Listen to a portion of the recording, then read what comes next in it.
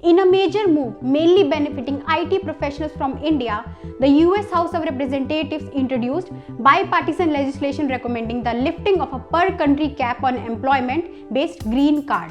The bill phases out 7% per-country limit on employment-based immigrant visas.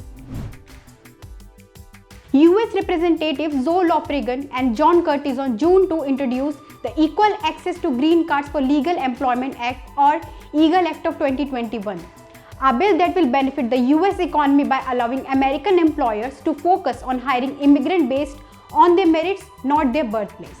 The bill also raises the 7% country limit on family-sponsored visas to 15%.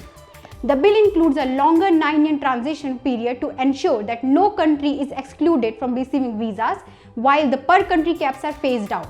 Similar to EGAL Act, on July 10, 2019, the US House of Representatives passed the Fairness of High-Skilled Immigration Act in the 116th Congress with resounding bipartisan vote of 365 to 65. A modified version of the Fairness for High-Skilled Immigration Act was passed by the unanimous consent in the Senate on December 2, 2020. Green Card, officially known as Permanent Resident Card, allows a person to live and work permanently in the United States. With the current 7% country cap on the allotment of the immigration visa, a large number of Indian professionals working in the US primarily on H-1B visas have to wait for a long period to obtain the green card.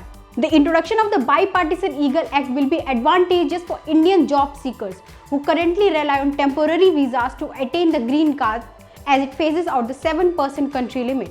Representative John Curtis, in support of the bill, said, "The bipartisan EGAL Act will create a more fair employment-based visa system by eliminating per-country limitations and creating a first-come, first-served system focused on merit instead of the country of origin." The new phased-in system established in the bipartisan EGAL Act would help ease the backlog for those who wait the longest. Earlier, according to the report published in the American libertarian think tank Cato in March 2020, that 75% of the backlog for employment-based visas was made up of Indians.